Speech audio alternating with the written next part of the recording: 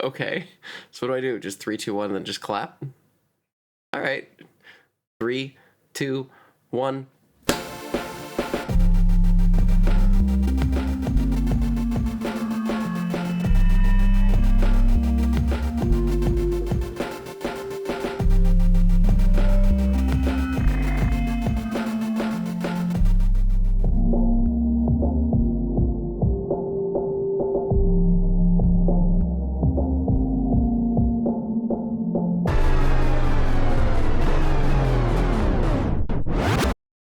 God, that was weird. Uh-huh. No, I feel strange without my mark, without my accompanying mark. I defer to my lovely wife while she is still editing the show, because she was originally going to just edit the first 2 and then hand off to me. But then the show started doing well, and she's just like, I'm going to teach you in steps. And I went, okay. Yay. Yeah, welcome to, I suppose this is now episode 3 of Trangirlismo. I am your host, Victoria Scott. My pronouns are she and her, and I'm here with my co-host. Hi, my name is Jordan Hofstetter.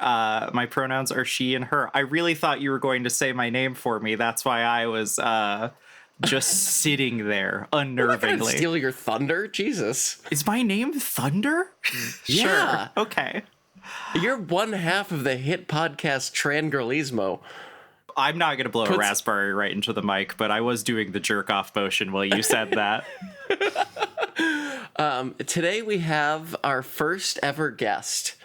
I would like to introduce from No Gods, No Mayors, Trash Future, Well, There's Your Problem, Kill James Bond, one other show that she hasn't actually announced yet, but is coming out very soon. Yes. Hi, my name's November Kelly. And my pronouns are she and her. It's a pleasure to be on the best named podcast in the world. We did it. We did it, chat. Oh, we'll get to that guy. Yeah, thank you for joining us. It's my pleasure. Yeah, with the last 3 words of that, I really just wanted to send everyone back to the kind of shadow realm of Top Gear back in the day. Well, yeah, there's news about that this week, but we were going to start with something that I don't actually fully understand, and maybe I think Jordan understands it. I don't know, Nova, if you know anything at all about like American celebrities, but apparently, well, sort of the rest Hamilton, of the world is like forced to, so by default, yes.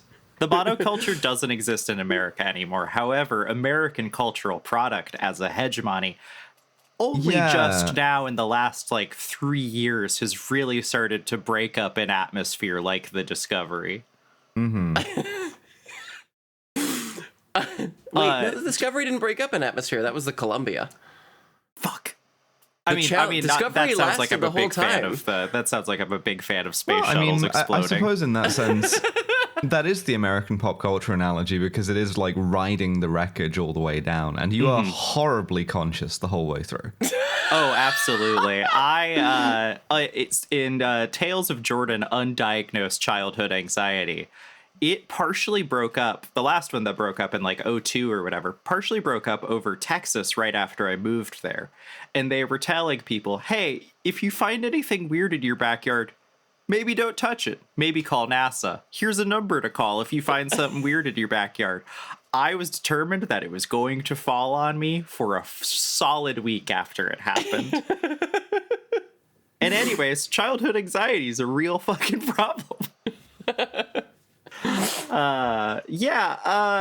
American nightmares are vast, and some of them are far more benign. The one that's really just sending me for a loop right now is close personal friend. I don't know him. I've met him once. Lewis Hamilton has been spotted with Kim Kardashian, the actress? Question mark? Okay, Yeah, we this can is say actually- actress. We can say actress. The actress repeatedly attempted lawyer. Lawyer on TV when being a lawyer in real life didn't work out for the 5th time or so. Yeah. Look, ChatGPT is maybe not the best bar prep that's ever existed, but she's at least thanking the robot, which, there's something going on there. Okay, so here's the thing, right? Is you put this in the show notes, and so I didn't actually know how Kim Kardashian was famous. So I was just like, there was a show about the Kardashians, but I don't know how that came about or whatever. So I mean, looked depending her on up. how far back you want to go on this, like her dad was OJ's lawyer. Yeah, what the hell? Yeah. Robert Kardashian. Yeah, he was a defense attorney. That's the Kardashians' claim to fame, is that they defended the family scion defended OJ in court. Yeah. And they've been riding that for like my entire life. The O.J. Simpson trial was before I was born, I think. Kim K Well, also he did famously have other wrote clients, something else that got her another just shot in the arm of fame there that we don't like talking about because he's a bad man. Wait, what? There was a tape with Ray J in the mid 2000s. I'm so sorry. Who the fuck is Ray J? Oh, I love your little Little bits homeschooled of brain like so thermal much. tiles flying off past the window outside. Sometimes I'm very anti-homeschooling, but every now and then you say something where you didn't have to learn culturally through osmosis who these blessed people were. ignorance. Yeah. No, my biggest concerns were that, like, when I was 6, my mom was convinced that they were going to anthrax our house. And that, like... Victoria, every time you talk about your childhood, I get the sense that you just sort of emerged fully formed as a trans woman from like a vault, and you kind of like zipped up the blue jumpsuit and you're like, all right, time to get to work. I love cars. What the fuck is a dinosaur? Yeah. Yeah. My mom did give me a biology textbook that was the same one that they used at the high school, but she forced me to skip the evolution section because she didn't believe in it. God, okay. I'm But I really did learn that honestly mitochondria are surprised. the powerhouse of the cell. Okay, so like, Kim Kardashian is an actress who is chiefly famous for having a big ass, being married to Kanye, being the daughter of OJ's lawyer. Wait, what? When? What? And, Are you and doing a a bit? Is this a dinosaur bit? is a kind of No. like large reptile. Fuck, they taught me what a dinosaur is, and now I can't even summarize it. Aren't they birds? Aren't they chickens? Or are birds dinosaurs? Big chicken that loves to fall into a tar pit and get immortalized forever. Yeah. This is the first time I'm doing like coffee with the show, and this is twice now that I've almost just spat it completely on this laptop. Fully stress testing. No, to understand Kim Kardashian, first we must ask, what is oil? If you show me that photo of Drake's well, I'm hanging up the phone on you. I really, I'm bad at Photoshop. The Drake's well photo is one of those things where, Nova, you posted the Fell For It Again award all over it. Yes. And there was part of me where I was just trying to figure out how to do like the Drake, the Kendrick Lamar, They Not Like Us with just all the sex offender pins over it. And I was that's just good, like, Drake's yeah. well. Yeah, what I was originally going to do was put all of the Fell For It Again awards coming out of it like an oil gusher, but that ended up being too much work. So what you got was a kind of half-assed version of that. If you somehow are listening to the show and don't know what we're talking about, you just have to go listen to the latest 3-hour episode of Well, There's Your Problem. Yeah, it's a very all will low become buy-in clear. joke. Yes. Yeah. Easy buy-in, easy, well, there's your problem. Sure, it's 3 hours, but it's a breeze. It floats right by. Yeah. We'll see so if people say that Lewis, after the newest Yes. bonus Oh, episode. God. I just put this on the show notes because I'm like, Lewis Hamilton has already, let's just say, made some poor choices over the last couple of years with moving to, I don't know, Italy's second most troubled institution after the Catholic Church, the Ferrari Formula One team. He and Charles Leclerc. most revered, second most embroiled. Yeah, it's Catholicism, it's Ferrari, and then it's Juventus, whichever one of the bad football teams. Yeah, Juve or like Inter, but like I think maybe it's possible. I sort of am reluctant to judge any athlete, partially because we know that, being an athlete, this places immense like kind of physical stress and pressure on you in ways that will have weird effects, like making you think that it's a good idea to get an XL bully. So I know that Formula One drivers are not like a kind of concussions kind of athlete, right? Because, you know, you get enough concussions in Formula One, you just like die instantly. But I understand that they are like heavily like G-force neck strength kind of athletes. And I do wonder whether being sort of like having your entire body like moved laterally around every corner to the extent that you're just kind of having your brain wiggled around on the end of like a pool noodle. If that doesn't have some effects, you know, and doesn't make you think, maybe if I dated Kim Kardashian, that would be a good idea for me to do. I've always just been convinced that he's also just been gay this whole time, and a little too somehow like waiting to retire to say it. This really pokes a hole in that theory. But you know, Lewis had he was such an asshole for so long, and then became the only one of two Formula One drivers ever to have good politics, which is shocking for someone that rich. You can't just say every good, well-dressed man is gay. No, you're cooking. The gay theory, I think I instantly believe this 100%, right? Because Kim Kardashian is such a gay guy, like in the closet, being forced to pick woman to say he's attracted to vibe of just like, oh yeah, the best one, I guess, you know. Please don't think about this too hard. Kim Kardashian, just like name a woman that you have like heard is attractive from someone somewhere and hope for the best. And like most things, he said it in the exact wrong time and place to end up in a room with her. And now it is, oh God, I guess we got to keep doing this. Because he was dating a pussycat doll on and off for many years. Again, That's gay guy repressing, being like, what a straight guy's like, pussy. The pussycat dolls, all of them. Pussycat dolls. Yeah. No, definitely 100%. That's me, because I love women, and that's the kind of woman that I'm attracted to. Is some kind of doll with a pussy. Please do not report that I'm on Grindr ever. He knew in his heart that saying the Spice Girls was one step too gay. Yeah. So yeah. I just really threw this on the show notes because I love Lewis. Lewis was I'm a fan. Progress pride flag in every country where being gay is illegal on the helmet. And like, he had such a bad year that I was like, you know what? Carr looks okay this year. Charles Leclerc looks less like he's about to blow his brains out. Maybe this is going to be a good year. And then I see the photos with Kim K and I go, oh, I see you're also on your self-sabotage arc, Lewis. You're doing it in your 40s. I think the meme here, the way you cast this is, you know that divorce leads kids to the worst places thing?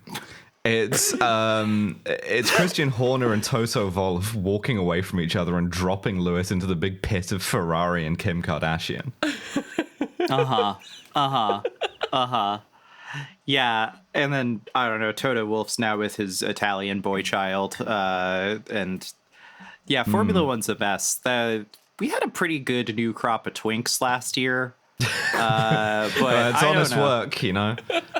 Finding European twinks for the F1 factory is truly... it literally is several hundred people's full-time jobs of finding the right twinks for those cars. And I salute our brave twink finders of Europe. I'm gonna just Google the words Twink Finder Europe, and I'm just gonna see kind of what Twink I Finder get. General, yeah. Come on, DuckDuckGo, what you got for me?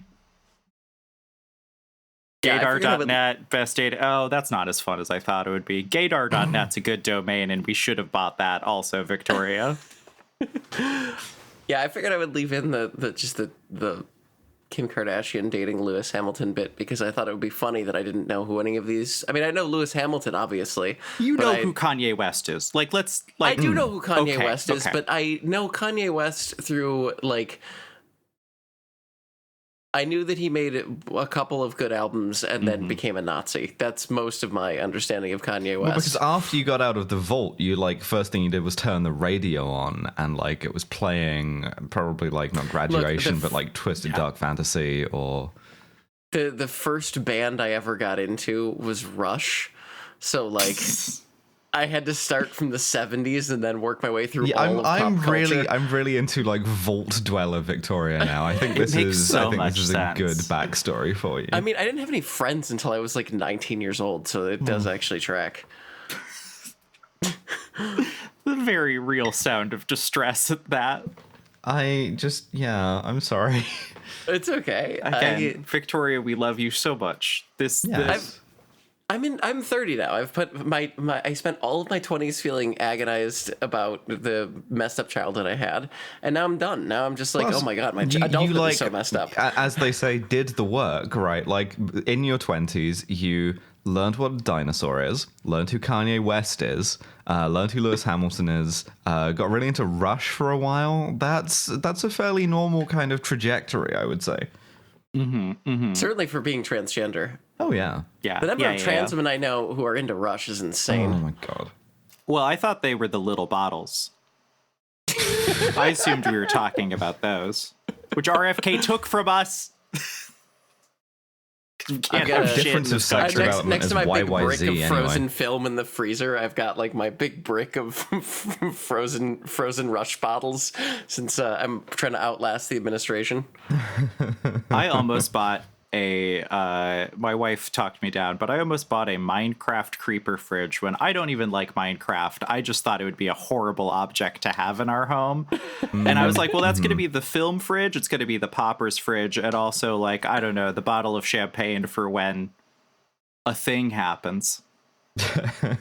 We do have the champagne on deck for when it happens. I missed the Henry Kissinger champagne spray, so I'm not gonna miss it this time.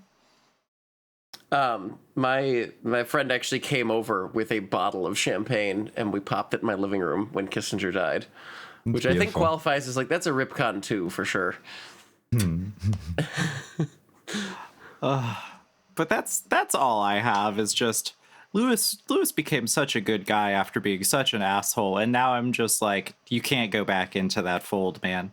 We can't lose you. Yeah, okay, so the other thing that I did learn in the process of trying to Wikipedia Kim Kardashian is that apparently Caitlyn Jenner is also connected to this family morass in some way. Yes, that is true. Because and I am worried that like Caitlyn Jenner used to be married to her mom, who is the worst, and who Kim organizes. Kardashian's mom? Yeah. Who organizes her family and her daughters much like a kind of Napoleonic marshal, you know? It's very like breathtakingly organized and cynical, but very effective. I'm just worried that like I don't want Lewis Hamilton to ever meet Caitlyn Jenner is the thing. Like it's dangerously possible that they have already, given that she also has an interest in motorsport. Like she, I think, was funding one of the Formula W team. And, yeah. So they've probably met. The thing is, this is what makes Lewis a really good guy. Is the Progress Pride stuff has survived contact with Caitlyn Jenner. Yeah. Is he going to have to hit somebody with his car if the two of them meet? Well, that's just a workplace hazard.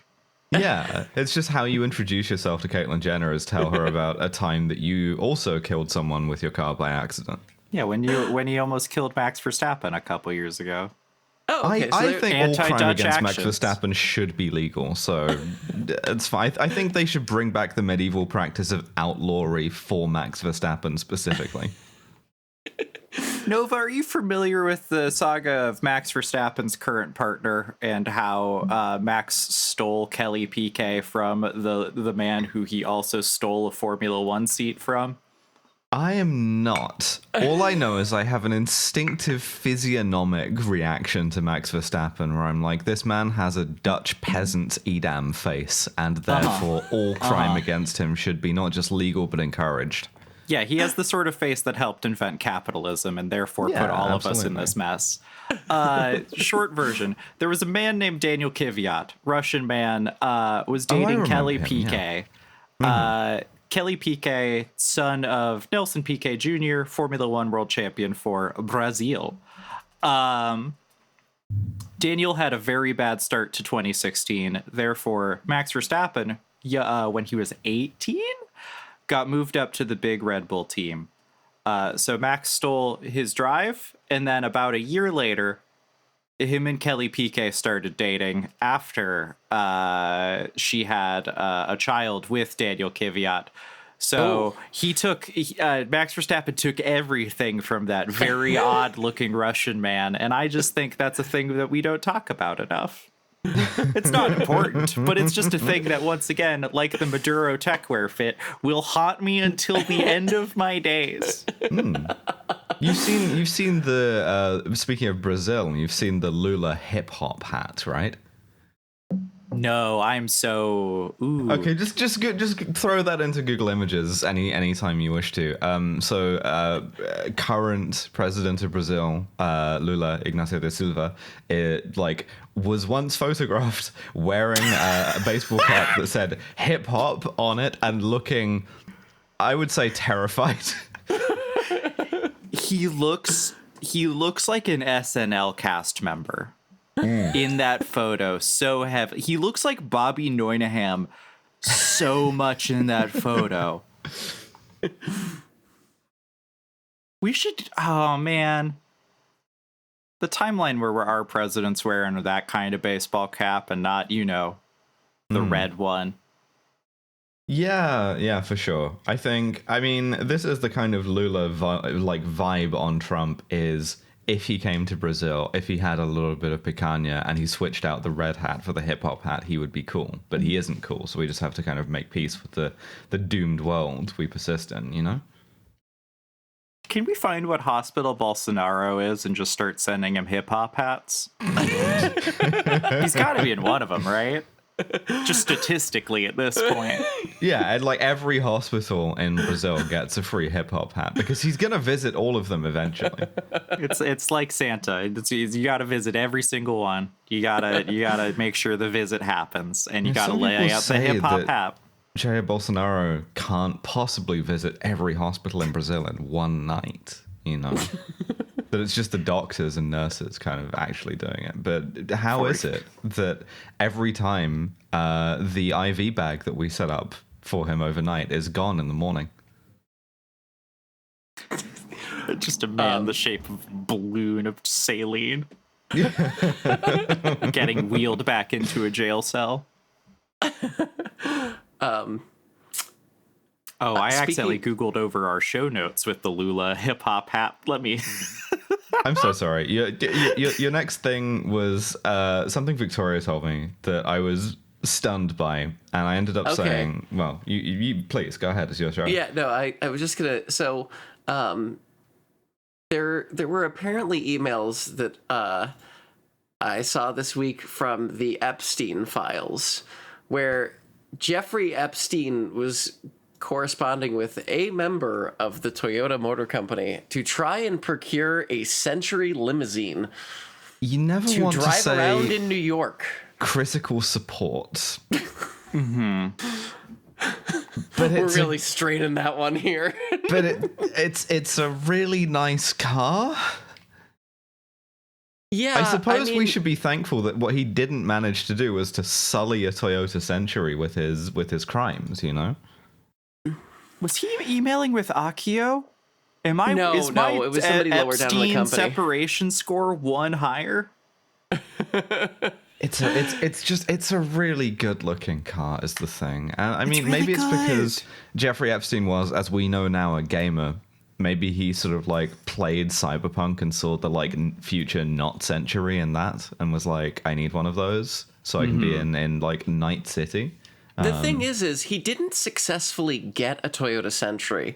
Yeah, And the Toyota given- Motor Corporation can really stand on its reputation now of, we said no to Jeffrey Epstein. No, but here's the thing, right? Is the reason he couldn't get it is because, obviously you can't have he wanted a new one, and you can't import, a car for 25 years after it's made because of the Department of Transportation's 25-year law to prevent like gray market imports, which, given the tendrils that Epstein has shown, kind of extended into every part of the government, it does suggest that like NHTSA is the last bastion of the deep state that is untouched by pedophilia.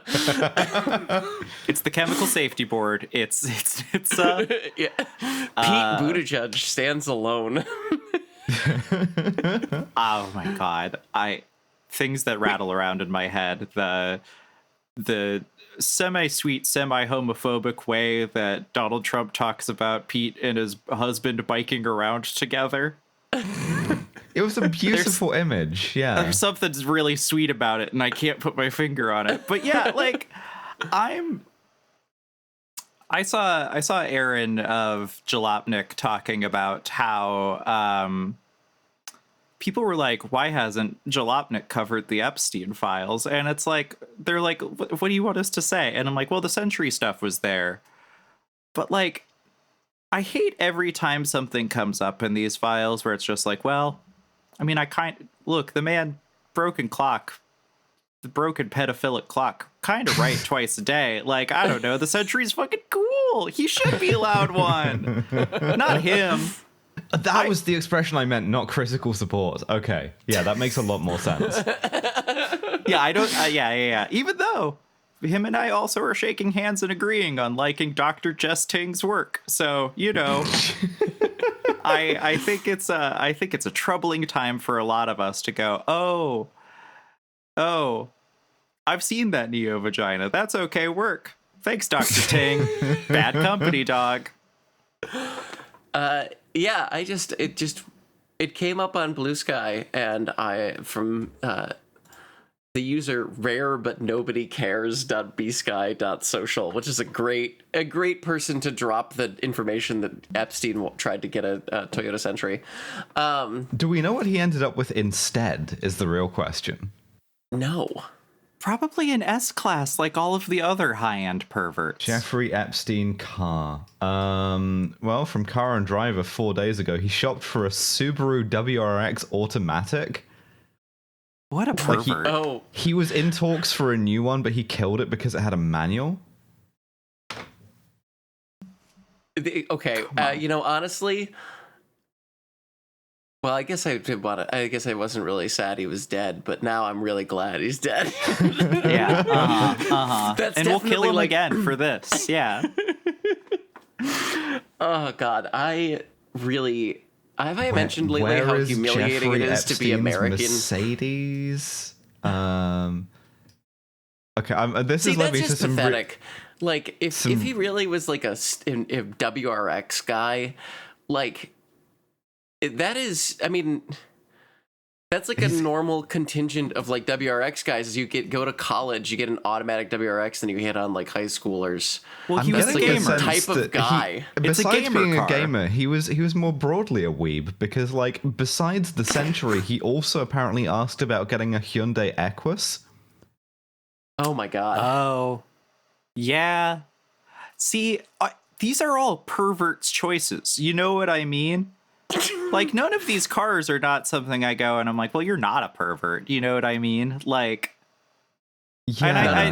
None of these cars are in the Bible is where I thought you were going with that. I mean, no car is except the Porsche 911, probably. I haven't cracked a Bible in a while. Can't be asked. Thanks to a website called arabwheels.ae, which has collated every car that Jeffrey Epstein has been photographed with. I am now looking at a photo of a woman who has been blurred out, but is just so clearly Ghislaine Maxwell in a Mercedes McLaren. Is there an SLR out there with Jeffrey Epstein Providence? Apparently, I'm excited to see that one and out bring a of trailer. 2,100 is the the pedophilia McLaren. Jeffrey Epstein like leaning into an Aston Martin Vanquish S, Bentley Turbo R, a '69 Oldsmobile. Okay, Bentley Turbo R is actually that. It looks good as hell. Like Yeah, that's the thing though, but like nobody pure of heart has ever driven one of those. an You have S-Class, to have to go to like the Bentley dealership and show them the like arraignment for a really serious sex crime for them to even sell you one. Anyways, future guest of the show, Matt Farah, owned a Bentley Turbo R for a year and a half. So the Damn. question Matt is Farah is the whenever you run into anyone who owned a Bentley Turbo R or a Mercedes McLaren SLR, you can ask them, did you buy that from Jeffrey Epstein? You had a Hummer H2? That tracks. That Yeah, would that make makes sense. In red. Ugh. Yeah. Well, I mean, they're good in no colors. No, true. Has anyone ever brought an H2 over to the United Kingdom? That's surely illegal, right? Yeah, I don't know. I sort of want to say that I've never seen one on the street. That doesn't necessarily mean anything because who knows what like rich freaks are up to. But for the same reason as like I've never seen a Cybertruck here, that they're also illegal. So maybe the sort of like the British government is like, no, you can't have the like stupid sort of child murder machine. Critical support to Keir Starmer. Also, really, really, really funny to be emailing with Elon Musk, and Elon Musk is like, can I come to the island? And you're like, oh, I fucking hate this guy. And to never own a Tesla. You hear that, people? Even a real freak never owned a Tesla. Jeffrey Epstein's Hummer with the I bought this before he went crazy bumper sticker on the back of it. And so I'm not sure what point he was trying to make with that. No, it's intellectually all over the place sort of vibes. Bumper sticker that's like my other car is a Mercedes McLaren SLR, insanely. I'm trying to think of now what's the most Jeffrey Epstein car on sale at the moment. Also, presently, the list of cars that the FBI seized, like when he got arrested, runs to 12. Hit a 2005 Escalade. Tracks. Two 2010 Suburbans and a 2000 Suburban. Don't like that. Mercedes-Benz S500, the 2002 model year. An O2? Yeah, I'm Yeah, surprised it's still running. If I'm being honest. 2 more Escalades. Oh my god. The Hummer, a 2006 Bentley Arnage RL, a 2008 Range Rover, a 2013 Dodge Caravan, and a 2013 Ford Expedition. Oh wow, that is the worst list. That's like the full list of like Fed cars with the most perverse Bentleys thrown in. The Dodge Caravan, like chase car. Like the minivan's quietly the most sinister one on that list. like if I'm being honest, like yes. Like now I'm getting this from Reddit, and in the replies is a photo of Jeffrey Epstein taken with like really abrupt flash, like at night standing in front of a Mazda Miata with the caption, Miata wasn't his, let's go. Please, that was definitely Ghislaine's Miata. Come on. The wind through her severe short hair. Victoria, I'm gonna send you this photo of Jeffrey Epstein and the Miata on WhatsApp. Okay. That is a horrible list of cars. Right Why do you need 5 like Escalades and Suburbans and an Expedition? Because you want to feel like the president, I guess. If the president's motorcade was entirely driven by people who had learner's permits. Jesus Christ. Which I've seen the way the Secret Service drive. They may do. It's been a good run of being uncancelled on the internet. But unfortunately, Trangirlismo is now I mean, listen, I saw JD Vance's motorcade of like 40 Suburbans getting almost stuck in the narrowest street in Milan. And I'm like, listen, maybe they could have done a better job, is all I'm saying. Juicy Davenports ain't telling his folks how to drive. Come on. It's do you want to be the president? And also it's like, how many 3-row vehicles can you buy of various sketchy provenance?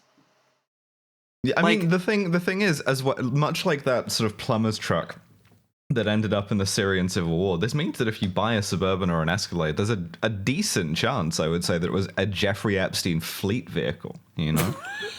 It's not like there's tells. Escalade, you're riding with Epstein. That's true. Yeah, it's just like getting this car, being like, why does it have like no miles on it, but it looks like it's hit every curb in South Florida, and don't worry about it. Why does this have a parking permit for Little St. James? I don't know. Maybe I just always think of that man as living on the island, which I'm sure he didn't do. But I'm like, why do you need that many cars to just drive around what I assume is like 1 square mile? He like wintered in the island. The rest of the time he was in like Florida, or New York. And driving any of these in New York is a separate kind of insanity, you know? No one should drive in New York. If you're trying to drive in Manhattan and it's not a huge emergency, you have fucked up severely. If you're driving in Manhattan, stopped. You're riding Epstein. Not just with Cuomo, but with Epstein as well. He's on that list, right? That's slander. That might be slander. He's allegedly on that list. Well, you've just alleged it, yeah. Yeah. Please don't get the podcast sued. No, look, if there's anything I've learned is you can use the word allegedly. This is maybe, if you think we're being insensitive, right, there's an Instagram post from... I do, yes. I guess Motor Chive, which recounts, as they phrase Chive? it... Yeah, some of the cars that fell victim to Epstein. Jesus Christ. Was he molesting the car? Ghislaine's in the SLR barefoot. That's freak shit. Wait, what? She's driving the SLR barefoot. She's got the like gull-wing door popped open. She's wearing like a bathrobe and like no shoes or socks. It's weird. Well, for the second episode in a row, I had to go to the Shapes place and take my glasses off for a little bit. Oh, God. I mean, again, I can, hold on, take a screenshot of that. Not happy that photo lives on my computer now, and will shortly be deleting it. But, yeah, that's Ghislaine I guess Maxwell. I could put the photo in the show notes if people really want to see Ghislaine Maxwell's feet. Get the grippers out? Potentially a lot more than that, actually. Thank God for FBI redaction. And sent. What? There's fully an upskirt photo of Ghislaine Maxwell in here. Wow. Yeah. You know, I think that my decision to not know what was going on in American sort of celebrity culture for the first 20 years of my life was actually correct. 1,000,000% get back in the vault. Yeah. You were right to do it. Jesus Christ, nope, that's definitely not going in the show notes. Why are her fucking bare feet in the SLR McLaren? There are a bunch of pictures of her no. When you ride in the SLR McLaren, you ride with Ghislaine Maxwell.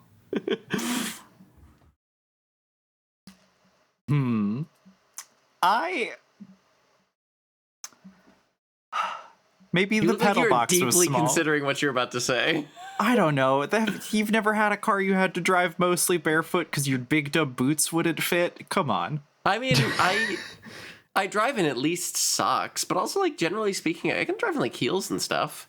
Is Ghislaine Maxwell like a big dumb boots person, do you think? Oh, God, owning the cursed object for some goth girl that is Ghislaine Maxwell de Monas. God. I got these like Nurox on sale on eBay. I got these fucking like pleaser platform boots at a federal auction. Oh, God. Anyways, if you go to auctions.gov or whatever, I'm sure you can get that, a cheap Escalade, a Hummer, and maybe a Mercedes McLaren SLR. Who's to say? But no Toyota Century, because Toyota and Pete Buttigieg held the line. I know we were very harsh on Akio a couple weeks ago, but critical support. I mean, Epstein was still emailing a guy from Toyota to be like, hey, can you get me a Century with like 1,000 typos in the email? So I don't know. I think, again, I'm giving credit to the Department of Transportation as the last bastion of true, fair government CSB, also the Consumer Product Safety Board. They do really good blue sky posts. Yeah, whoever's got the keys to that one is deranged in the most complimentary way I can say it. I can't believe they still let them post on there, because they're posting things like, hey, make sure you remember to secure the furniture. Your furniture doesn't fall on your children in a funny way, instead of being 10,000 years of a dresser Reich or whatever the fuck Amtrak is posting now. I'm sorry, have we lost Amtrak to fascism? Yeah, Amtrak is posting every federal agency is chud posting now, yeah. Are you going back to the Shapes place? I hate being alive in 2026 so much. It's really incredible. You're making me not like Amtrak as a transgender woman? Well, disgusting. You can still like the Amtrak, the service and all the people who work there, but their social media account has gone fascist. They posted 1,000 years of trains or something that was come on. There are certain people that could say that and I go, yeah, hell yeah. And then there are other people who say that and I go, ugh. Not a government agency in 2026. If they start talking about 1,000 years of anything, I'm like, excuse me. Nuremberg trials are down and to the left. Again, Woke 2 will take care of this, and then we'll do 1,000 years of trains, but complimentary. Brackets woke. Brackets pause, yeah. Oh, good God. Speaking of 1,000 years of things that we will never stop living through, I watched what looked to be a hostage video of Jeremy Clarkson announcing the new hosts of the Grand Tour, which I know they announced that they were going to do the Grand Tour without the three old Top Gear men, but I didn't think they were I just thought that was a press release that was going to come out and then no one was going to talk about it for a year and then it just quietly didn't happen. But I guess they're doing it. They kind of have to, in the sense that, Jeremy Clarkson just too big of a psychic imprint in this country not to. And so now being sort of twice embattled, he can fuck off to the farm or whatever, but the sort of doomed show formats he created, they have to keep going. They gotta do some car banter. The car banter has to keep happening.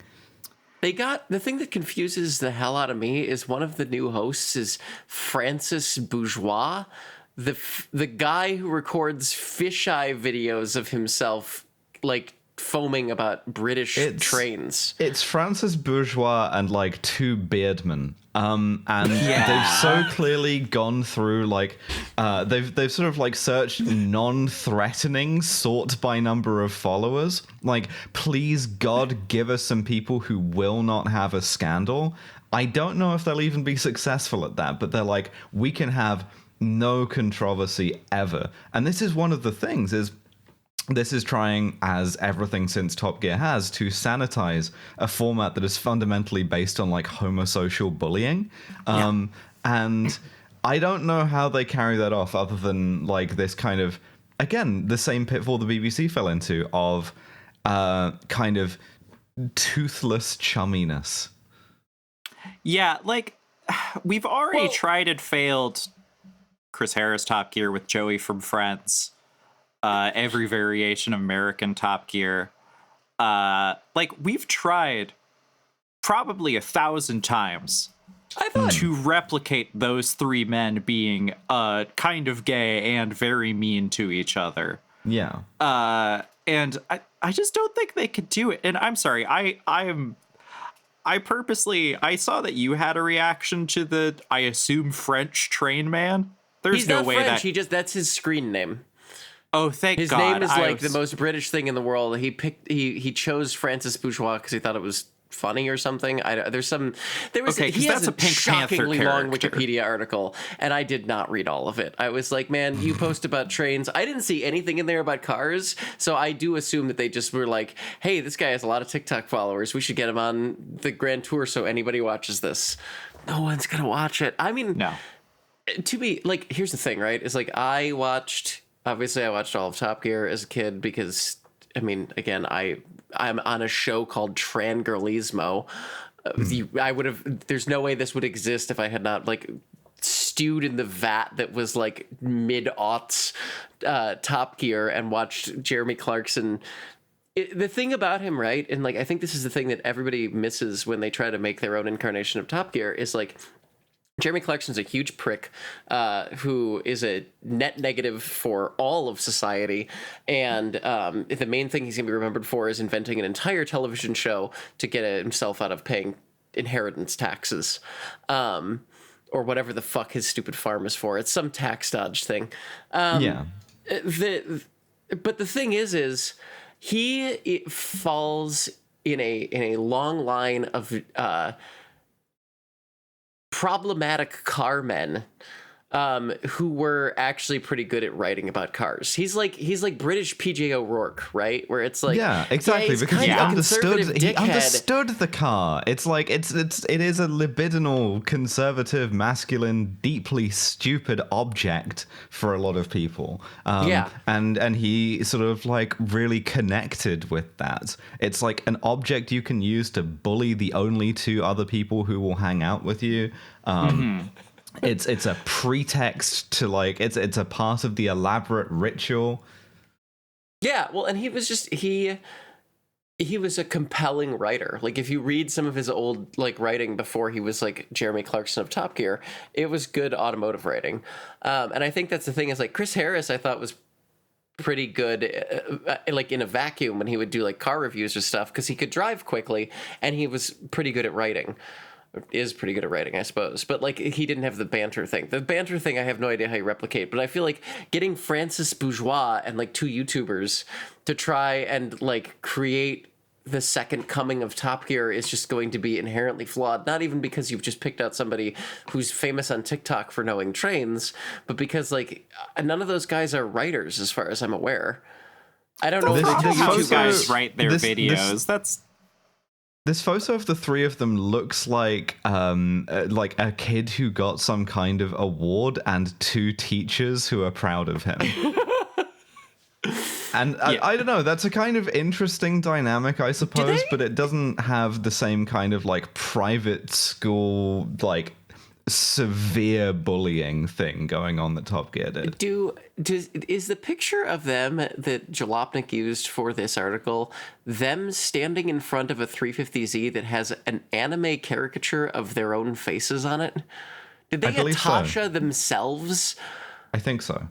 I did not look closely enough at that photo. You should look closer at it. Also, I have had so much coffee because it is 6:45 a.m. as we record this. I need to be right back. Yeah.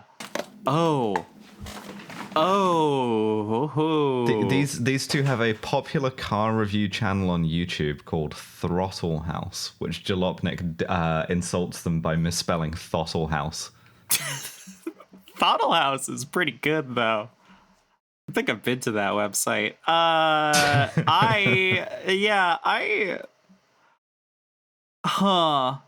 Like Throttle House is like almost sensible car reviews. Like Throttle House sometimes feels like it would be an American public media sort of production where it's just like it is almost just sound consumer advice with like 5% banter. That's the funniest possible thing that could happen is you go back to not even Top Gear, but like original Top Gear. It's like we need to find the next, not Jeremy Clarkson, we need to find the next Quentin Wilson.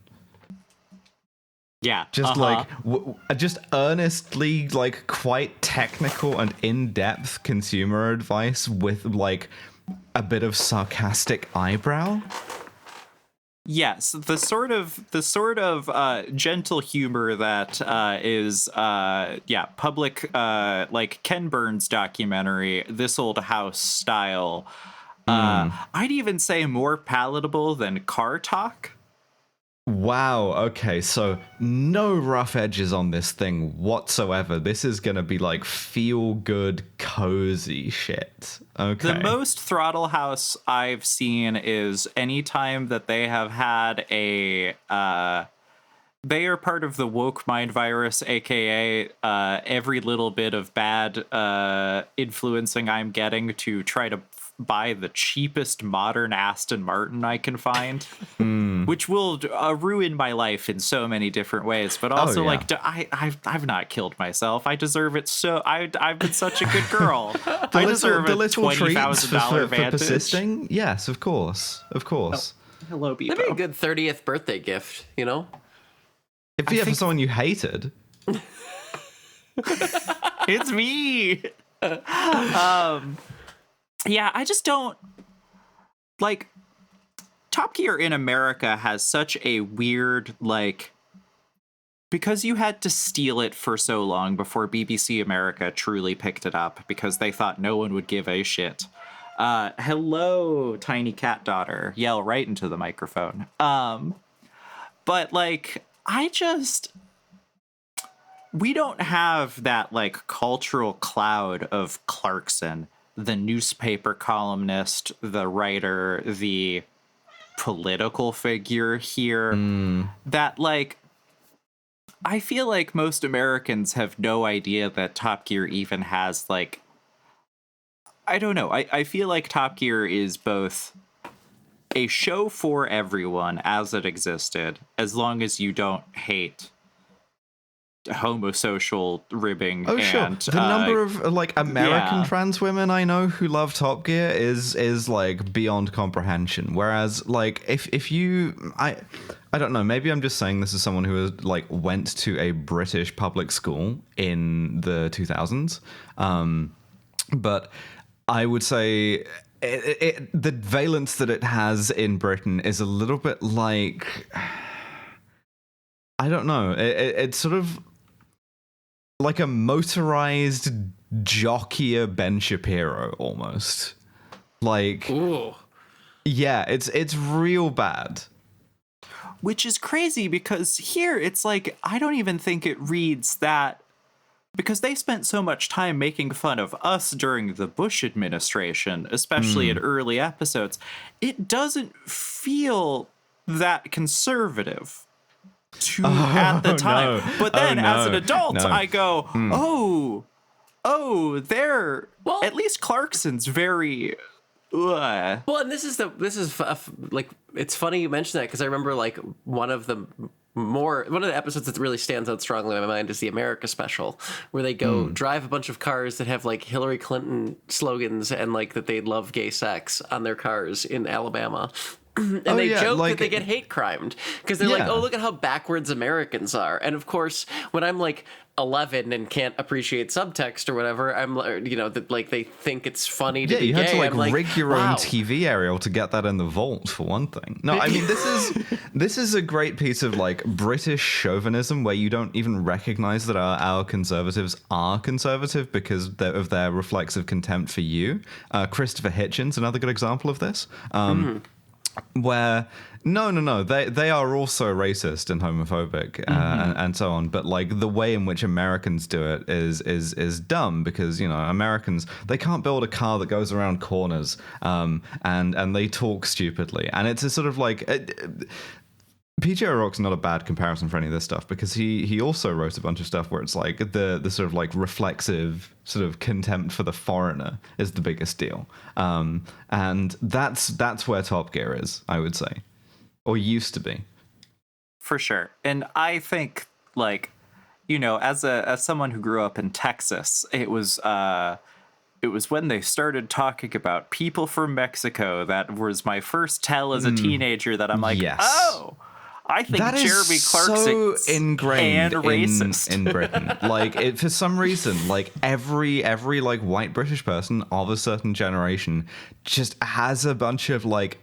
joke anti-Mexican prejudices ready to go, like off the dome. It's crazy, and I have no idea why. I think maybe to them Mexico just registers as funny country, rather than like real place. But it is absolutely endemic. Mexico is to y'all as Australia is to us. Yeah, it's just a fake country where yeah, anything can happen. Exactly. Yeah. No, Yeah. it's real bad. I don't know. The thing about Top Gear that's kind of funny is like they've moved it all to the Grand Tour on Amazon, and Amazon was like, well, we'll just do the exact same thing, and the exact same thing was so bad that I stopped watching after like 2 seasons. And then apparently they changed the format, and I was reading about it, and apparently there's like they did like all these big involved specials or whatever, but they turned me off so bad by trying to replicate a show that I think part of this too is like the only way that conservatives are ever able to make any kind of like semi-decent art, I'm convinced, is if they are in an adversarial relationship with somebody involved in the publishing. So like Jeremy Clarkson is only a good writer when he is physically coming to blows with the production manager of Top Gear, right? The minute that Amazon gives him a blank check and says, do whatever you want, he has no ability to like create art because his entire worldview is just defined in opposition to any like people around him who are, he perceives as woker or like, it's like Lydia Tarr in reverse. Yeah. Yeah. So like, they gave him this blank check and then the magic was gone because Clarkson being a dick to the people he was making the show with was, I think, part of what made the show compelling, because it felt like it gave him something to focus on besides just hating people outside the show or like the people in the audience. And so he was like a lot less funny and much more off-putting in the Grand Tour. And then they did like lazy humor that they were like, oh, we can do anything without the BBC censors telling us like what we can't say. And then their jokes weren't funny because like trying to get around the rules is half of the fun for like a guy like Jeremy Clarkson. Yeah, and because the BBC authentically are the kind of like squishy, easily triggered lib who is like fun to bounce stuff off of. Yeah. I don't know. I think also like part of what has killed it for me is there are a billion YouTube channels that I have seen where 3 rich guys, 2 of which at least are conservative, fix up old, like a broken down car, or they buy cheap cars and they do like their own adventure. And it's like, it feels like the format has been bludgeoned to death. I'm not a sort of like car YouTube person, right, by any means, but it feels to me that this is kind of like yesterday's game, right? And the current meta in being a car YouTuber is what I would describe as the kind of the chud for hire. Like Chud Ronan, if you will.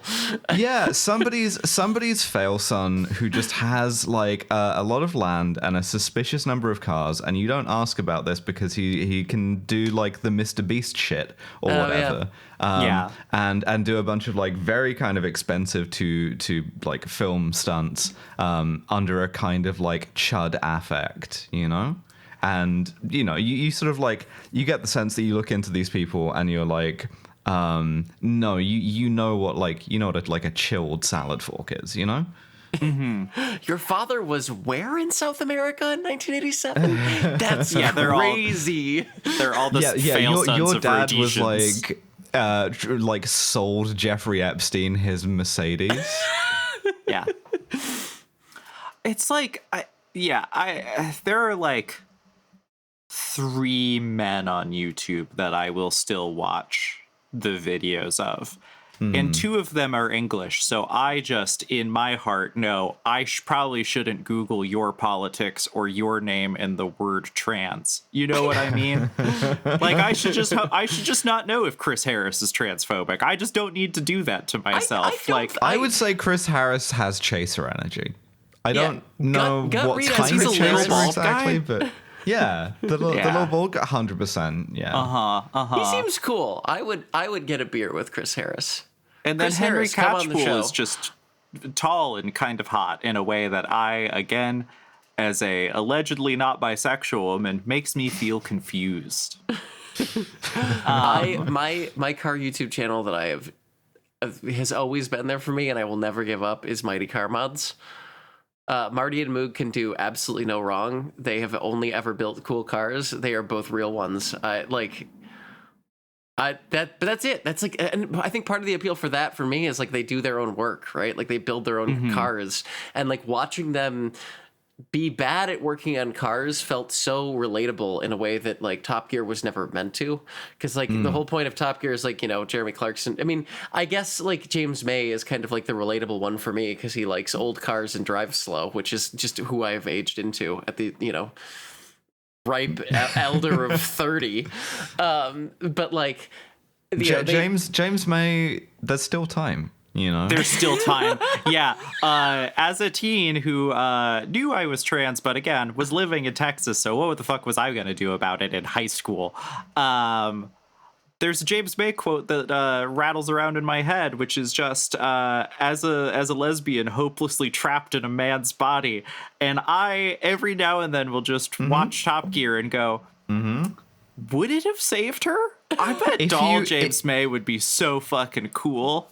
If you were in a public school environment full of people who talk like Clarkson and Hammond, and you were an incipient trans girl, you got a lot of, like, I would say, non-consensual James May roleplay, in the sense that you, like, the banter sort of, like, took that form whether you wanted it to or not, and the only way to stop it from getting into, like, the more severe kinds of bullying was just to inhabit that persona, right? Of just, like, I am like smarter than both of you, and sort of like aloof about it, but in a funny way. So thank you to James May for helping me to survive school, by providing a sort of like rapper archetype that I could sort of like hide inside. God, I want to send him a vial of estrogen so bad. I think it just well, just the thing is, see. now that he gets to do whatever he wants, free of the two kind of like goons, he's making shit about like model trains and stuff. You don't get to make that without knowing what a trans woman is, right? No. Like, and so I don't know. I have to hope that top women are on the case, you know, and you know, saluting. We'll see. Yeah, There is still time. there is still time. This never even Jane occurred to me. So May. this is crazy. I'm like, I feel like I'm like having the veil pulled back on like a, because I just related to James May because I was like, oh yeah, because he likes old cars and drives, and I'm like, oh my god. No, it's the energy. It's the energy. And I mean, the thing is, I think it's really funny that you were like, please come on our show, first guest, and I'm like, yeah, I'd love to. And in the course of an hour, have said that Jeffrey Epstein was right to try and import a Toyota Century, and called Chris Harris a chaser and James May a rapper. So I feel free to like cut all of this out in the edit. It's called Trangirlismo. And I have sat through 30 years of trying to understand the bullshit cishet culture I live in. So I assure you that the, like, whatever straight audience we have listening to this can sit through this and bear with me. It's actually them paying us back for the state of the world is listening to this. It's like, That's look, true. if you're gonna be a tourist in our culture as we talk about how your culture is confusing, the least you could do is let us call James May an egg and Chris Harris a chaser. Like that's, and I'm not talking about the Toyota Chaser. No. Yeah, it does make me I would kill to see like microdata on specific Google searches after one of these episodes drops, because I imagine that we are talking about we talk about a broad enough swath of automotive and trans life. There's got to be specific searches that peak just a little bit right after we drop an episode where people are like, what the fuck are they talking about? Yeah, who the fuck is Quentin Wilson? Who the fuck's Quentin R.I.P. Wilson? by the way. Who's I'm making some cis men definitely Google what I meant by rush the little bottles. And the first time we have a cis man guest on, I'm gonna teach him about CisCon. So we're gonna do real good. It's either that or the stacks. One of the two. CisCon is kind of like Top Gear, but there's only 2 of them. There's sometimes only 2 of them. November. That's true. Wait, that can be more sisters? America's Riches a beautiful and place, wonders. November. Okay, so I'm gonna like Sky Scanner, and I'm just typing in America in all caps. To America, depart now, today. Return never. One adult economy. Fuck economy. I'll take cargo if I want to. Okay. Yeah. No. This is cool. Okay. So after I get detained at the border, this will all go wrong. But in the meantime, yeah. You've been too nice to the Chemical Safety Board, where I think you might get a pass through customs. God, I hope so. Yeah. Yeah. Due to is the government shut down? I don't know. I think the government shut down. I don't think they're getting paid, Nova. I think you could just come through. CVP stands for Chemical Safety Boards. Yeah. Yeah, sure. That's... You notice the jokes are getting worse as I get distracted. I'm so clearly like spooling this out to try and avoid doing the next segment. Yeah, I see it on the notes and I'm like, well, come on. So one of November's, long-running shows is Kill James Bond, which she hosts with Devin and Abigail. And I can't help but notice, as somebody who recently guested on an episode of Kill James Bond, thank you for that. For Fast and Furious Tokyo Drift, none of you seem to know what a car is on that show. No. I mean, the thing is, I don't drive. Abby doesn't drive. I don't believe Devon drives either, because we live in a country with functional public transport and we're all gay. So it just kind of doesn't come up that much. And I think we're all very clear that, like, much like Top Gear, right? For James Bond, the car is an excuse, right? To do some misogyny, right? It's just a kind of well, in a very literal sense, a vehicle, right? But people get very into their Bond cars, right? And they sort of have lots of listicles, and there's lots of YouTube videos of like the coolest Bond car or the worst Bond car. And I'm excited to participate in that tradition, you know? Well, I mean, like in the tradition of like James Bond with women, we are just going to briefly list all of the cars and kind of rate how we would want them as objects. So okay, really, sure, I mean, I think that it's okay. I'll engage the kind of libidinal drive of like the "would you fuck this car?" exactly that the movies are kind of going for. Yeah, because I mean, like I don't believe that James Bond knows what a spark plug is in any incarnation of him. No, absolutely although not. I mean, Daniel Craig might, but that might just be because I have a inexplicable crush on Daniel Craig. Daniel Craig Bond knows what the Book of Mormon is. He doesn't know what a spark plug is.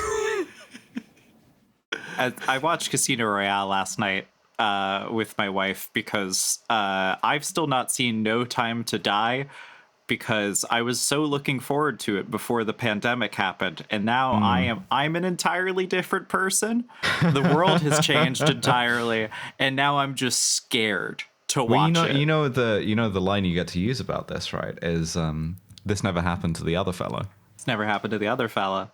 God, On Her Majesty's Secret Service is a good movie. It is. It is.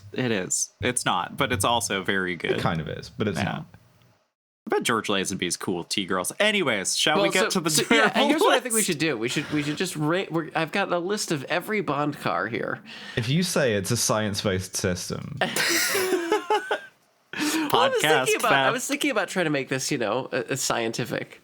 Again, in the spirit of Kill James Bond, which if you're listening to this show, there's absolutely no chance you haven't heard that one.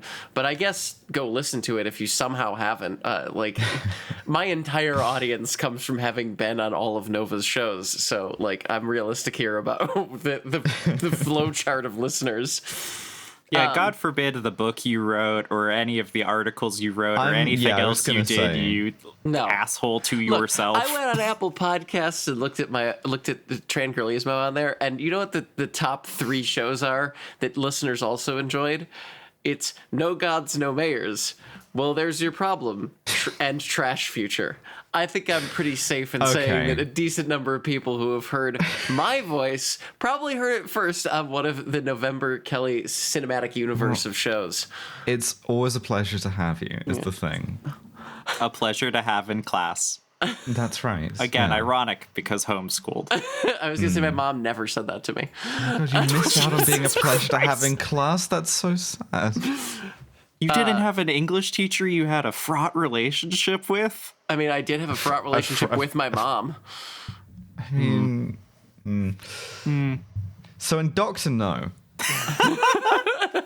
Yeah, I feel in like Doctor No, he doesn't. Give me like a 1 out of 5 star rating. Everything that gets 5 stars, we'll go through and pick the best. But I'm gonna write it down as we go. Okay, sure. So in Doctor No, he doesn't have the iconic Aston Martin DB5 jerk-off motion yet, and so they just give him a comparable kind of small British sports car, and so he is hooning around Jamaica in a Sunbeam Alpine. Yes. So my grandfather was very into his model cars, like little die-cast model cars, and so that was the one thing, because he tried to get me into them as well, and so correctly surmising that I was autistic. And so I had one of these from him, a little it fucked up the name. It said it was an Alpine Sunbeam, which I always preferred to a Sunbeam Alpine, but it in blue, like in the movie, and I thought it was very pretty. And so it's also comically small, even next to the DB5. Like, you look at Sean Connery's big ass shoulders poking out of this thing, and I don't know, it looks really good. It's sort of harmless. The series hadn't figured out what it wanted to be yet, and what it wanted to be was horrible, and I kind of preferred this. So 4 stars. 4 stars for the Sunbeam. That's fair, honestly. Yeah, I didn't realize it took so long for them to get the Aston Martin thing going. I'll be totally honest, because I'm not a James Bond expert. Yeah, not until Goldfinger. That's correct. Because in the novels, he's a Bentley guy.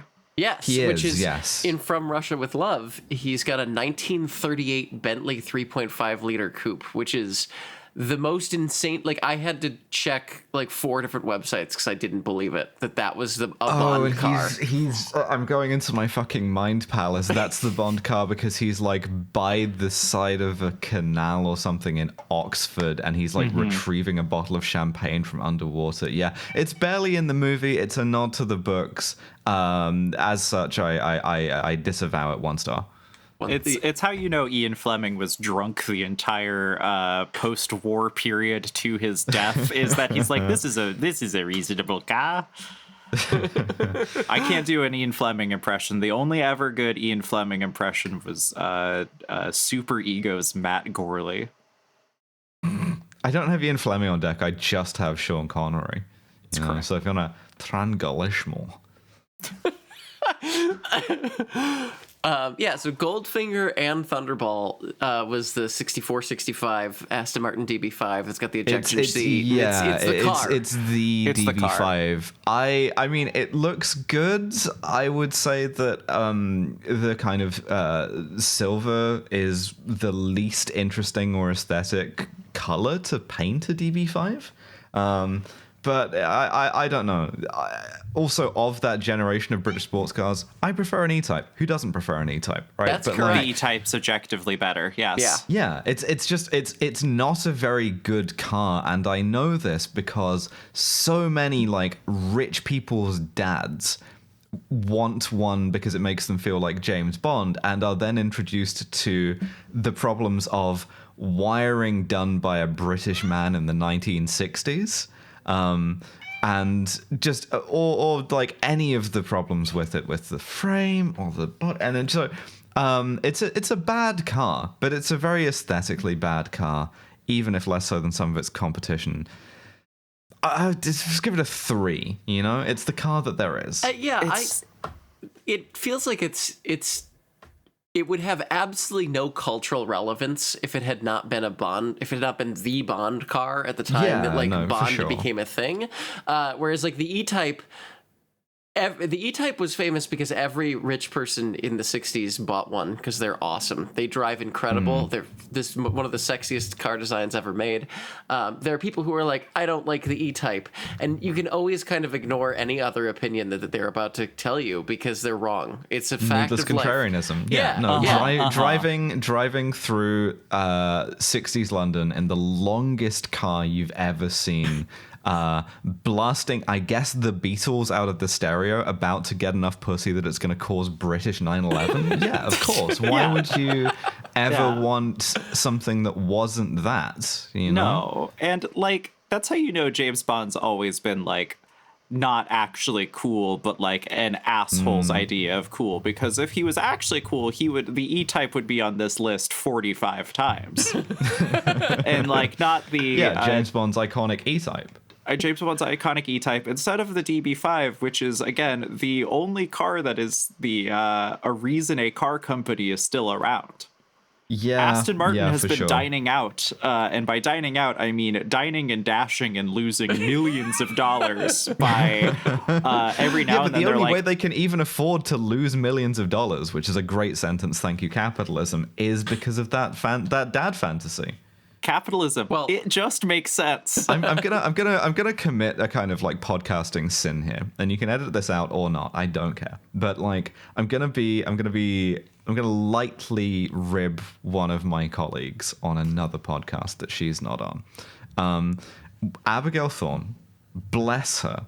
I love that woman, but one time we did a live show for Kill James Bond, and she tried to articulate this, and what she said to a live audience was, well, your dad could probably afford an Aston Martin, and I felt the temperature in the room drop about 5 degrees before she recalibrated to like, well, maybe on like finance or something. And it's like, I don't know that that's true. It's not true of my dad. I don't think it's true of most of the dads of the listeners, but it is a dad fantasy. And I don't think it's an achievable one for most dads. As we are entering the era of the $30,000 V8 Vantage, maybe, but also, hey, anyone listening to this, I know I talk about wanting a bad. We have a lot of fun here. I know I talk about wanting a bad Aston Martin. Don't spend $30,000 that you have to finance if you want on a bad Aston yourself, Martin. Yeah, it's sort of like the people who are like, I want to get a Leica because the brand really appeals to me, and then they get the cheapest Leica that they can, and we know what follows from this, I think.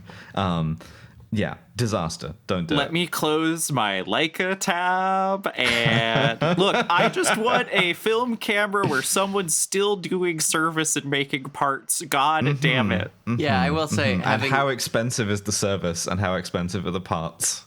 Don't worry about that. That's future Jordan's problem. I can't wait. I can't wait for the next phase of like post third economic collapse in my lifetime, sort of brand consolidation, where you can go to the combination Leica Porsche showroom, since those two brands I feel like have the best natural synergy of all time. They do make a genuinely good product, but also, man, sometimes I find the people that have them a little difficult to talk to. Well, that's because you don't want to put your Porsche key in a bowl next to the Leica and then just swap cameras and wives for a bit. The best endorsement I can possibly give is James Bond has never driven a Porsche. That's true. Has James Bond had a Leica? I don't believe so. The only cameras I remember James Bond using were the little like Minox like 130 spy cameras. Yeah, those fucking things. Oh yeah, they rule. Like, Yeah. but again, you have to find someone who will like develop the film if you're not going to do it yourself. There's still a few people who develop like small format film, not like quite spy camera stuff, but I've got some friends who get the little like tiny slider cameras that you can still get somebody to develop the It's all cartridges. like metal film cassettes. Yeah. Yeah. Anyway, the next movie is You Only Live Twice, which was the first Bond movie I ever saw, which is incredibly racist. You must forgive this rather odd mixture of styles, but I refuse to go entirely Japanese. And as such, the car for this one is Japan doing a British sports car. It's a Toyota 2000 GT and it rules. Yeah, but it's a 2000 stars, no GT question. that they had to convert to a convertible because Sean Connery was too tall to fit in the hardtop. So there's like three... 6 stars, 7 stars. The car that like physically oppresses Sean Connery. Like, yeah, perfect. Have you sat in one? No, I've never seen one. When I was at the Toyota factory in Germany, their motorsports, they have a museum that is under their wind tunnel because they don't actually care about it. It's not a public museum, so why would you make it accessible or nice? I sat in one, and let me tell you, I can't fit in it great, and I'm 5'8". So, just truly a horrid car to sit in, but also maybe one of the coolest cars ever made. Yeah. The main thing I remember from that movie is, besides the horrid racism, obviously, is Sean Connery's entire head sticks out above the windshield. And he's just kind of like sitting there, gritting his teeth, wind tearing through his hair. through the toupee. Yeah. I don't know. Did he have a toupee? It was 1967. Almost immediately he started going bald. Really? Yes. It's Yeah. a toupee in Thunderball. Oh yeah, it's pasted on there. It's crazy. Wow. I'm really surprised he lived long enough to like see the 21st century, considering how much like 60s era toxic adhesive they must have been slathering on his head for those movies. Scalp's covered in benzene. Asbestos. The next movie is On Her Majesty's Secret Service, where they bring back the Aston Martin theme, and he drives a 68 DBS. But the actual star of the movie, I maintain, is the Bond girl Tracy's Mercury Cougar XR7, which she gets in an ice race with and smashes into a bunch of Mini Coopers with, in true American car style. Of course. The DBS but if I'm is, racing, if I'm racing the DBS, I feel similarly. It's the bit where Aston Martin was in a kind of like early transition phase. And also they were kind of copying Jaguar's homework quite a bit. Like the front end of this looks like a Mark 10 almost. Yeah. In a way that I don't really vibe with. I like that it's like. Sorry, I'm just picturing an Aston Martin DB5 wearing an Amazon Basic skirt. And This is what this is. That's what this is, right? It's like I can see the woman it's going to become, the V8, the Vantage or the Volante, which I'm going to give 15 billion stars to. But it's not there yet. The curves are wrong. It's she's still discovering her sense of style. It's got the same wheels. Like it's really kind of like I feel a little embarrassed to be looking at it, and you should probably delete those pictures from your phone. So no, keep don't one, delete those pictures keep from your one for phone. timeline No, purposes. keep them in like a hidden folder, so you're not looking at them until you're like dying or something. What did I give the DB5? 3? Let's say 4. I guess under protest. Like it's getting better. It's going in the right direction. Listeners of the show, we've asked you for not a lot, and you've already given us way more. Please, someone Photoshop the best early T-girl Aston Martin DB5 you can manage. Got the stripy sleeves. Look, It's it's a required phase of things. the cat ear headphones. Like, come on. We know what we're about. It's not transphobic if one of us does it. A cis listener is not allowed to do this. If I see a cis listener doing this, please stop listening to the show. Or take estrogen. One of the which way, Western man? The next one is Diamonds Are Forever, which is the one in Vegas where they do the stunt with the 71 Ford Mustang Mach 1, which is a better car in Gone in 60 Seconds. It's also not Bond's car. That's Plenty O'Toole's car or Tiffany Case's car. I don't remember which. But like that's a woman's car. It is a Mustang. We've been clear on this show that we believe the Mustang is a woman's car. Yes. I mean, on that basis, sort of appreciating it on that level, I guess it has to be 5 stars. I agree. It's like Marlboro cigarettes. They're for women. Yes, and that's just why because it has men the tried feminine to own ending it. at. Yeah. Like, the Mach 1, I feel like, is the only classic Mustang that's actually still desirable. And I'll get also yelled at. That's not true. Bond driving a woman's car using a woman's gun, the Beretta. They never should have given him the PPK. My God, is James Bond transgender? Could that be a podcast? Could that be a thesis of a podcast? That'd Not be the crazy. thesis of my podcast. Thesis of my podcast is that's a cis man who needs to fucking die. Yeah. And it's also about conclave sometimes. That's so true. Yeah. Get me back on to do the Cars of Conclave. Okay, you can come back. You're out. racking You your can come brains. back out It's whenever two you mini like. it's 2 minibuses in the background of one shot. It's the minibus, and then do you even see the ambulance? Not from the outside. Is a gurney with a body on it a car? It's arguably a car for the departing soul. Pennies on the eyes for the Riverman. Yeah. Car fight. Next up is Live and Let Die, where James Bond rents a 1973 Chevy Impala to tear through the streets of, I think, New Orleans, right? I'm not going to take such things seriously. 1 star. Yeah, that's a pretty... Yeah.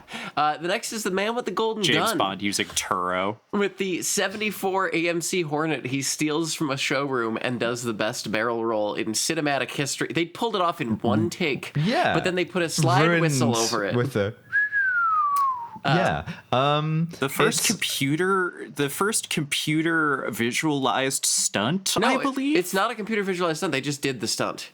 No. In that they did the math using a yes. computer, I do believe. Yeah, they got one of those eggheads from Ivy League. This was the beginning of a relationship that Bond had with AMC. There are other AMCs in some of the other movies. They all look bad. I appreciate a car looks bad. When a car looks bad, to me, that's funny and more compelling than when the car looks good. So 4. 4 stars. Yeah. Okay. Yeah. Is that J.W. Pepper? Is that when we start seeing the racist chef? Yeah. Sheriff J.W. Pepper, Louisiana State Police. Yes. The Spy Who Loved Me. It's the Lotus Esprit. It's the S1. white Lotus Esprit that turns into a submarine. 5 stars. And the one other thing that I have to say about that is that I hate that I know this, and I hate more that I share this with him. Well, I don't share this. I hate that I know this, and I hate that we both like it. This is Elon Musk's favorite Bond car. He owns it now, right? Yes. Oh my God. Yes, he Heartbreaking. Worst man you know. Etc. Etc. So in Moonraker, the best thing I could find as a Bond vehicle was that apparently he drives a Jeep Wagoneer for like 8 seconds. Okay, hold on. I'm gonna have to look this up. I don't think that there's any other cars in that. Are there? I mean, there's like French lesbians in a Citroen, which I always appreciate. Yeah. But like, But that's okay, I quite like the wood paneling on the side of this. Let's give this 3 stars for effort, I guess. Okay. Yeah, he's got a Woody. For Your Eyes Only is where they got the Citroen Deux and then he also drives a pair of Lotus Esprit turbos. Taped together like roller skates. For Your Eyes Only, beautiful film against all the odds. Really good theme song as well. Kind of strangely elegiac, makes me feel very weird and sad. And on that basis, I do like the 2CV thing. It would be ripped off by a bunch of other worse movies, including The Bourne Identity with a Mini. So yeah, let me give James Bond's 2CV 5 stars. That's fair. It is. It's a fantastic chase, and also like one of the few like spy movie chases up until like the Bourne movies where the car being reliable seems to factor into the fact that it's a good choice for the chase. Usually it's like, oh, you got to get away and just drive fast or whatever. And in that one, they beat the shit out of this yellow Deux Chevaux. I also think that, which came first, this or Lupin? Ooh, good question. I think this, but okay, don't because They're close. This scene has intense Lupin the Third vibes. Yes. Yeah, it's at least for sure before the Miyazaki Lupin movie. Yeah, but I don't know when like the original. Anyway, it just made me think of it. I'm a it's bad weeb. I should know that. Yeah, you're the weeb on the podcast. You're supposed to know these things. Getting married with anime tattoos proudly showing. It's a thing your Evangelion tattoo is featured in We Deserve This. Yes, you caught Rei Ayanami reflecting in the silver paint of a Acura Integra, a thing that, cool. Again, I'm glad you think so, because every now and then I do have a moment of hyper lucidity where I go, God, for every important moment of my life, Rei Ayanami is just there. I'm out here doing every important moment of my life being named after a NATO phonetic alphabet letter. How do you think I feel?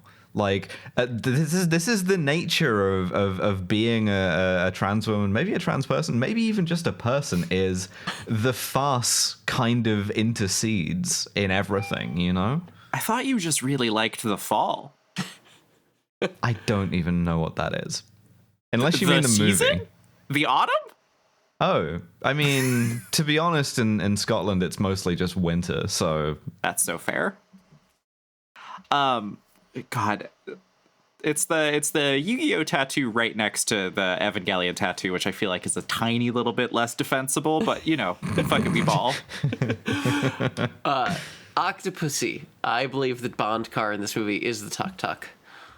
I mean, it's going back to the same well as the 2CV, but with an added frisson of racism. Yeah, but also it does a wheelie. It does do a wheelie. It sets up a million other movies using tuk-tuks for comedy, which I guess, sure. This led to a really frustrating level in the video game Stuntman, which I am currently in hell remembering. Don't know. If you hated your child because you didn't realize that they had OCD yet, what you did back in the day was you got them a copy of Stuntman on the PS2 and then watched as that OCD developed into a kind of florid self-harm but the game is about doing it perfectly, so I have to do it perfectly and I have to keep doing it until I can do it perfectly. Deep psychic trauma, 5 stars. Well, I have a new thing to talk to my therapist about again. Thank you. Is it Stuntman? Are you aware that they did a soft reboot on the PS3 called Stuntman Ignition?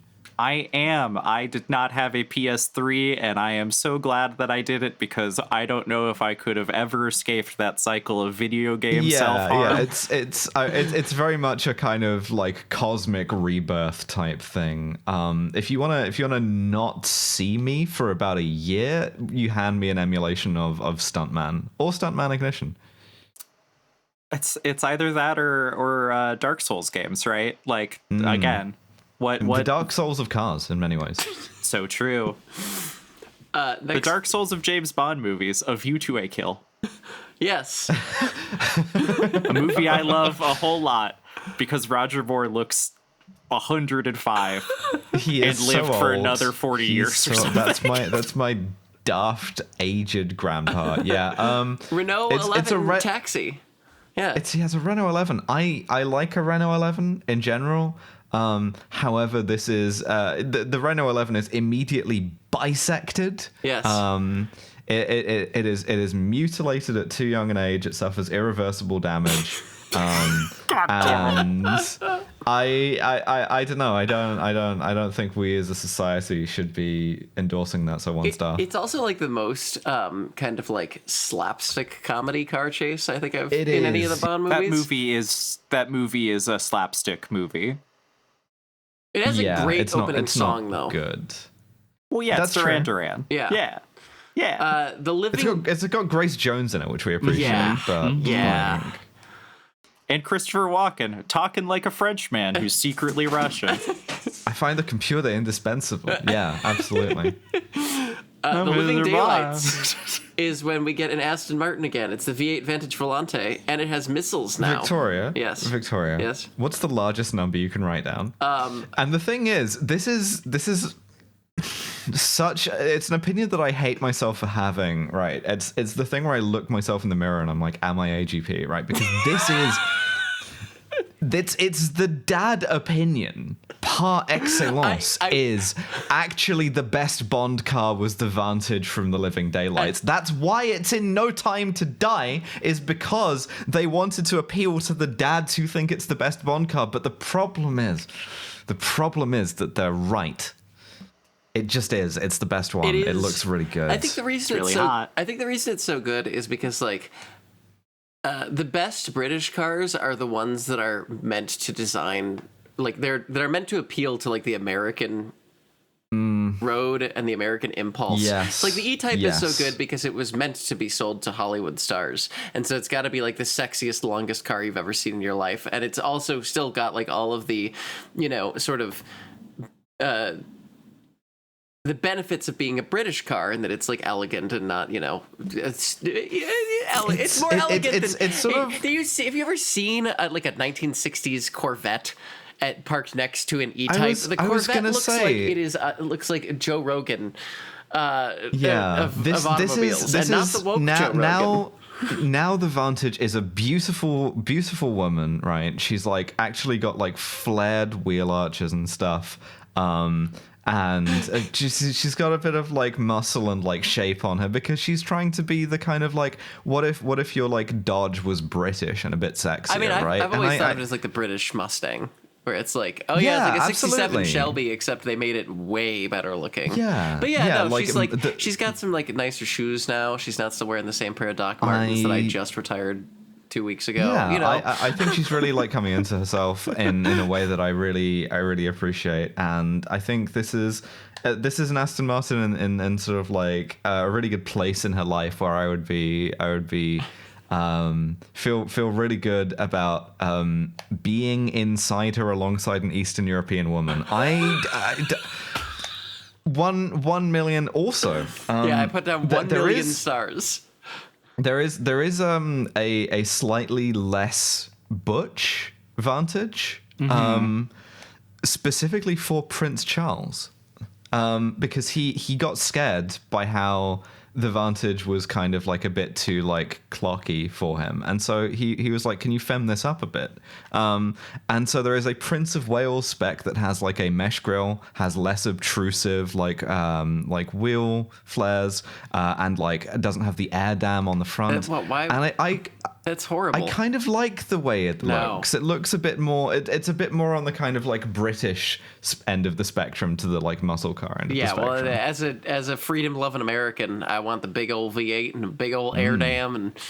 Oh, it still had the V8, but like I just a bit want more. everybody to know I have a V8 is the thing. That's half the appeal. And so did James Bond, and he was real for that. Yeah. And the one time when the kind of Bond fantasy got me, well, one of the two times was. You don't have to transition. You could just live like Timothy Dalton in The Living Daylights, and be sort of miserably Welsh, and just sort of like it's fine. You can just sort of like be the cause of femininity in others. No, the official stance of this podcast is there's still time. Take the estrogen. No, for real. You have to. If you have are to transition. And you have thought about Timothy Dalton is no way to live. There's no time to die. You must take the estrogen. A lot of people live very Welsh lives, and I need you to know that you don't have to do that. You've met me at a very Welsh time in my life. Next up, we have License to Kill, where I think he rents a Lincoln Mark 7. Okay, 1 star. Yeah, get the fuck out of my get out of my face. GoldenEye, he has the BMW Z3 they mention that it has missiles, but they never show that it has any missiles. However, what he really drives in this movie that's actually memorable is the T-55 tank. Oh yeah, no, for sure. But he drives it while standing, which is very funny because like Well, that's because they have to show his face, but that is also not how you drive a T-55. You must see Brosno in his full glory, making an arched DreamWorks eyebrow at all times as he drives a tank through Moscow. It's interesting. The Z3 is kind of perfunctory, right? Yeah. Because GoldenEye is a good film. I would go that far. Yes. But it's a good film in part because it is trying to divorce itself quite consciously from the James Bond, Pretty Woman, fast car thing. And then it does it at the end in a way that it feels almost embarrassed by. The Z3 is in like 3 shots. It's in this beautiful blue color, which also feels a little like unbondly. And Well, this is I don't know. I like it, but it's like seeing someone slip back into bad habits, you know? so like It's 2 stars for the BMW, but like 10 for the tank is where I'm at.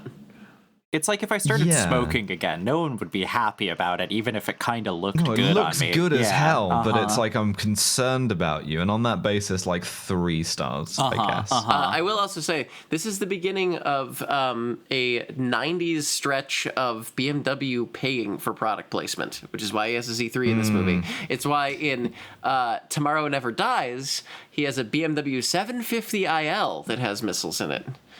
I'm Which gonna is, need you to whatever number you put for the Vantage. I'm gonna need you to knock like 5 off of that. okay, so 999,995. Yeah. Gotcha. And the thing is, this is a woman of completely like taste.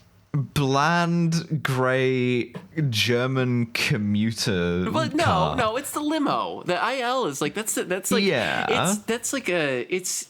I think of it more of like a like what if Kim Jong-un wanted something a little sportier than an S-Class, you know? This is again, with apologies to my colleague. This is the car that they really were trying to get your dad to buy, right? Yeah. Like, or at least some version of it was more approachable. They were trying to sell your dad a 3 Series by making the 7 Series look sexy. Yeah.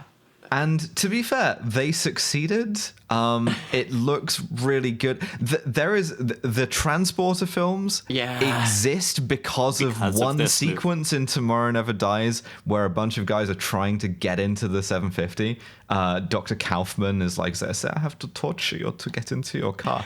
I don't love that I just have all of this on deck now. What is podcasting? Tomorrow Never Dies is prescient as hell, by the way. Just a professional doing a job. But so Bond, there are some great, I guess now, reaction gifs if you're that kind of person for posting of Pierce Brosnan on his phone posting because of the sequence where he's like in the back controlling it from his also branded Sony Ericsson phone. But the car looks really good, and it didn't deserve what they did to I it will by say like I would ramping it off of absolutely a let a parking 7 garage. Series ruin my life. No, Just for real. Without Well, a you doubt. could buy a 750 IL for $12 and a firm handshake. containing Victoria. and if you count Tomorrow Never Dies as containing the broader Transporter franchise, which it should, then when driven by a British trans man, these things drive like crazy good. So yeah, really good. I'm good car. I'm trying to look up one thing to make sure I'm remembering correctly, and I believe Is it whether or not Jason Statham is playing a trans man in the Transporter? Because he isn't, but in my heart he is. I absolutely just took that for granted. Yeah, no, for sure. There it is. 1 second. I'm pretty sure. I want to just double check that I've got the numbers right here because this is reaching way back into a very distant part of my life. 1997? No, this is 2020, before Context happened. Where the fuck is that? Oh, the before times. Yeah. You think you just fell out of a coconut tree? That kind of context? No, 2020 was the coconut tree we all fell out of. I was already trans before 2020, if you can imagine such a thing. I got in just under the wire. I finally decided I was going to do this whole actually transitioning thing in Japan in 2019 because I was Japan, women come first. That's not even James Bond's line. It's fucking Kissy Suzuki's line. I was like, was that Journey of Tiger Twice. Tanaka my favorite Bond bit guy? No, I mean, it should be, but no, I think that is Casey Suzuki. Anyway, I'm so sorry. I interrupted your transition story to do bits. What is a transition story if not a very long bit? True. I did solo travel, as I am wont to do when I need to just sit with myself and not have an out. God, I need to do that, yeah. It's good. Highly recommend going somewhere where no one knows you and you barely speak the language. Really forces you to have some sits with yourself.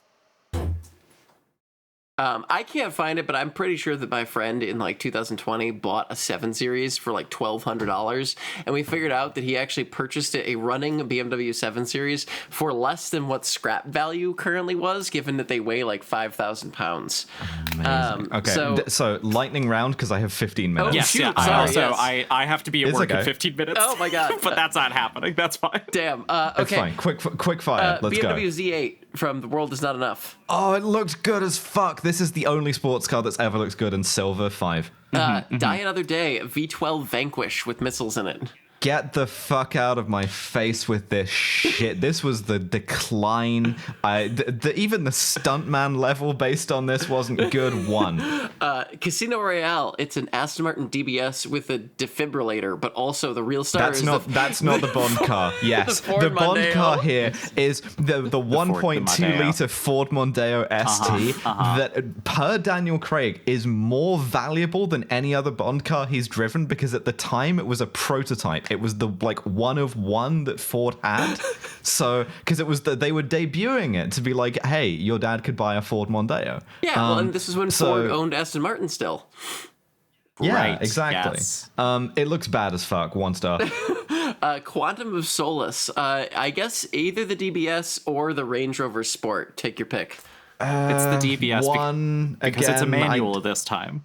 I don't respect a DBS. I don't respect any modern Aston Martin. In Skyfall, it's the DB5 again. What did I give it last 3. time? 3? Yeah. Give it 2 for coming back. Yeah. Okay, Inspector. Stay in the 60s where you belong, old man. Inspector, they have the Aston Martin DB10, which is not a real car. They made it. It is a Vantage, but they hadn't released the new Vantage yet. So they invented the DB10. They were like, it's the special James Bond edition. And they sold 10 to the worst people you know. It's sort of like when Fallout 76 released an NCR armor set for in-game currency. And it's like watching a stranger, approach you wearing the skin of a former beloved friend. 1 star. And then in No Time to Die, was it? I wrote down the DB5, but I think I was wrong. It's the Vantage again, right? The Vantage Volante. It is the Vantage, yeah. So, yeah. do we get a million again? This is because, yeah, I'm afraid so, because it's the same car as it was in all the other movies, because he's the same guy. I did listen to Kill James Bond if you want to hear the sort of take on that, but like it's the best car, unfortunately. No, I mean, I think It's extremely good. I think actually through this scientific rating system, we did approach what is actually verifiably the best Bond car, which is, it's kind of funny because like last episode I said that like a man driving an Aston Martin I kind of perceive as a threat, but like a woman driving an Aston Martin, I'm like, ooh, hello. And I do feel like a woman driving like a DBS, I would try and kick a dent in the door, I think. Yeah, but a woman driving a V8 Vantage, like, yes, that's the thing, Yeah. right? It's the most aggressively Aston Martin of the Aston Martins, and it's like, hello, I like your Absolutely. boots. They are not Doc Martens anymore, I noticed. I love your big stompy boots. I think you have a cool collar on. I don't think the woman driving the Vantage has the collar on. I think she puts the collar on you, but maybe that's just me fantasizing. I think we all bring our own psychosexual appreciation to the Aston Martin. That's very true. Well, That's in what any the Bond case, franchise is for. I have one thing I would like to shout out. Taco Food Truck, TAKO, like the octopus, did an incredibly nice thing, and because she is a fan of the show, gave me a Nikon F6. What the? November. I was like, my nails into my thigh because Victoria deserves it. Victoria deserves every nice thing that's ever happened to her. She does. That's true. I deserve that's everything true. that's I'm ever just happened to me. What the asking- hell did I do to you? Every nice thing that's ever happened to you, Yeah, you ma'am. deserve to be in the vault as well. No, I'm just asking if you have an astonishingly valuable and worthwhile camera. Give it to me. Give it to me. When is it my turn to be happy? When is it November's turn? The only camera anyone's ever given me in connection with a podcast, which I'm still very grateful for, mind you, because it got me into medium format. But someone gave me a Lubitel 166 held together with electrical tape Hell after yeah. a live show one time. That's great. However, you know, and I genuinely, I still have it. I cherish that thing. Took a lot of photos on it. However, next live show, there will be separate lines for whether you're going to hand me a Nikon or a Sony or a Fujifilm. And obviously, if we do catch you with a Canon in the venue, you will be like dropped through a trapdoor. So, I was looking at texting you in one hand while looking at my saved search for new inbox Nikon F6s at the same time, being like, I'm so happy for you. I'm so fucking happy. Congratulations. And you told me, when you told me this, I think you mentioned like, oh yeah, she gave me her F6 because she has two and she didn't want the other one going to waste. And I did an extended bit about robbing her for the second one. So No, but she does. The thing is it was extremely nice of her. Also, she does Twitch streams where she paints miniatures. that's and interesting. What kind of security does she have on her house? Yeah, she's extremely talented at it. It was very sweet of her. So I just wanted to say thank you for that, because we've already had really nice fans. We've had somebody make the yard sign from episode 2. Somebody painted me a picture of a Scottish otter playing the bagpipes. I saw that. Adorable. Hey, I don't even remember what that bit was. I don't either. The Scotter, the Scottish otter. Yes, we're 2 episodes in, and I have no idea what we've said at this point. That's so normal. every day That is is a absolutely wonderland. normal. It happens. Yeah, I'm always just like, I hope I didn't say anything that anybody will get too mad at me about. Let me take probably all the Epstein stuff. I didn't say that. I just said that I support our brave patriots in Nizza, okay? The DOT and Nizza are the last bastion of, like, you know, the true justice in America. And I just said that sometimes driving barefoot's okay. And I like it. If you want to come after me about that, sure. That's Barefoot fine. is legal sticker on the McLaren. Yeah. Yeah. Evil. Spiritually evil. But yeah. Maybe the worst thing Jeffrey Epstein's ever done. But yeah, thank you for the Nikon. No, maybe not. Thank you. Top 10. Thank you for the Nikon F6. I deeply appreciate it. Go check out her Twitch streams, and also thank you to November for coming on and letting me throw 1,000 different Bond cars at her, and also talk about the psychological damage of listening to Jeremy Clarkson as a teenager. It is my pleasure, and over the course of... We kept it under 2 hours, which is impressive for us, Yeah. and I will now be picturing you in a vault suit anytime I have to visualize you, so I think that's been worth it as well. But no, it's been an absolute pleasure, and thank you so much for having me. Yeah, thank you. Thank you so much.